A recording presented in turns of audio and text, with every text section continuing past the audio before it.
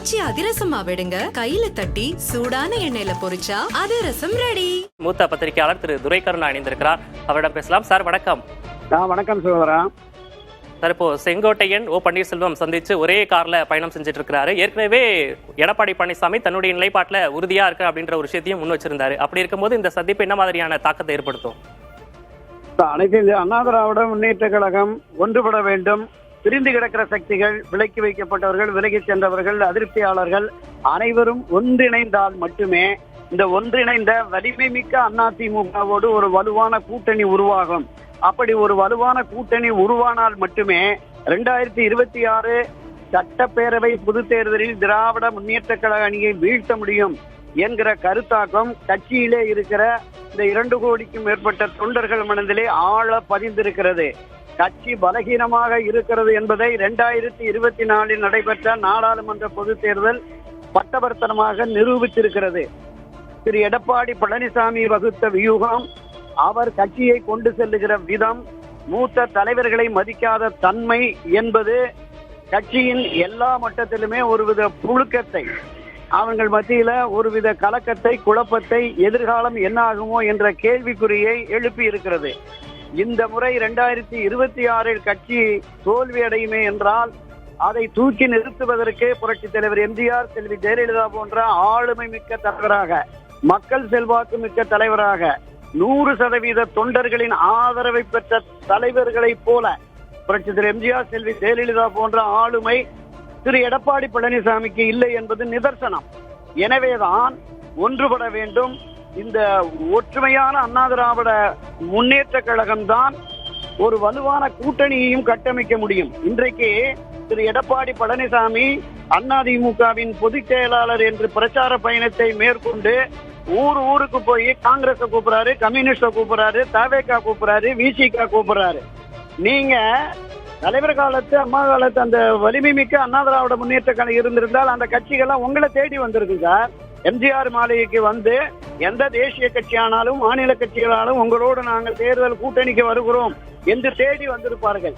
நீங்க தேடி தேடி போய் அழைக்க வேண்டிய அவசியம் இல்ல.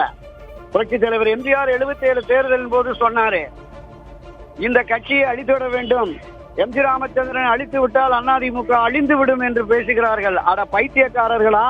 இந்த ராமச்சந்திரனை அழித்தால் 1000 ராமச்சந்திரங்கள் தோன்றுவார்கள். 1000 ஆண்டுகளை கடந்தும் அதிமுக நின்று நிலைத்திருக்கும். இந்த அண்ணாவின் உருவம் பொறித்த கொடி பட்டொளி வீசி பறக்கும்னு புரட்சித் தலைவர் எம்ஜிஆர் பேசினார். 52 வருஷத்துல கட்சியை கீழே கொண்டு போயிட்டார். நாடாளுமன்ற தேர்தல் முடிவுகளை நாம பார்த்தோம். இந்த பின்னடைவு, சரிவு என்பது மேலும் தொடர்ந்தால் கட்சிக்கு ஆபத்து, கட்சியின் எதிர்காலத்துக்கு ஆபத்து, கட்சியின் நலனுக்கு ஆபத்து, கட்சியை நம்பி இருக்கிற தொண்டர்களுடைய எதிர்கால அரசியல் கேள்விக்குறியாகிவிடும் என்றுதான் செங்கோட்டையன் உட்பட அந்த 6 முன்னணி தலைவர்கள் திரு எடப்பாடி பழனிசாமியை சந்தித்து, உங்கள் பிடிவாதத்தை தளர்த்துங்கள், கட்சி ஒன்றுபட வேண்டும். புரட்சித் தலைவர் எம்ஜிஆர் தனக்கு எதிரான நிலைப்பாடு கொண்ட அத்தனை பேரையும் அரவணைத்தார். செல்வி ஜெயலலிதா அவர்கள் 4 அணி போட்டி அதிமுக, எம்ஜிஆர் அதிமுக என்று அவரிடமிருந்து பிரிந்து சென்ற அனைத்து தலைவர்களையும் அரவணைத்தார். மிக நாரச நடையில் மிக கேவலமாக விமர்சித்த திரு ராமவீரப்பன், காளிமுத்து, வளர்மதி போன்றவர்களை எல்லாம் இணைத்து அமைச்சராக்கினார், சபாநாயகனாக்கினார். நீங்கள் ஏன் இந்த பிடிவாதத்தோடு இருக்கிறீர்கள்? கட்சி முக்கியம், சுயநலத்தை மறந்து கட்சி நலன் முக்கியம், கட்சியின் எதிர்காலம் முக்கியம், கட்சியின் வெற்றி முக்கியம். அந்த வெற்றி திராவிட முன்னேற்ற கழகத்தை களத்தில் வீழ்த்துகிற வெற்றியாக இருக்க வேண்டும் என்று முயற்சிக்கிறார்கள். அந்த முயற்சி தொடர் தோல்வியை அடைந்தது, நான் ஒப்புக்கொள்கிறேன். ஆனால் இந்த டிசம்பர் அல்லது ஜனவரி மாதத்திற்குள் ஒன்றுபட்ட அண்ணா திராவிட முன்னேற்ற கழகம் இருக்கும், நிச்சயமாக உருவாகும். இதிலே இன்னொரு பார்வை இருக்கிறது சகோதரா. பாரதிய ஜனதா கட்சியும் திரு எடப்பாடி பழனிசாமி மீது முழுமையாக நம்பிக்கை கொள்ளவில்லை. பாரதிய ஜனதா கட்சியோடு தேர்தல் உடன்பாடு கொண்டு விட்டு இந்த பாரதிய ஜனதா கட்சிக்கு எதிரான சித்தாந்த எதிரிகள், கொள்கை எதிரிகளாக இருக்கிற விசிகா, கம்யூனிஸ்ட், காங்கிரஸ் போன்ற கட்சிகளை அழைப்பு விடுக்கிற பொழுது பாஜக எப்படி இவர் மீது நம்பிக்கை கொள்ளும்? எனவே பாஜகவினுடைய அழுத்தம் கூட அதிகரித்து இவர்களை ஒற்றுமைப்படுத்துவதற்கு கூடுதல் வாய்ப்பு இருக்கு. அதற்கு பிள்ளையார் சொல்லி போட்ட நிகழ்வாக தான் பசும்பொர் தேவர் திருமணனார் சிலைக்கு ஆனந்த் செங்கோட்டையன் இவர்கள் போறது, அங்கே சசிகலா, டிடிவி தினகரன் போன்றவர்களை சந்திப்பதற்கு கூட கூடுதல் வாய்ப்பு இருக்கிறதாக நான் பார்க்கிறேன் சகோதரா.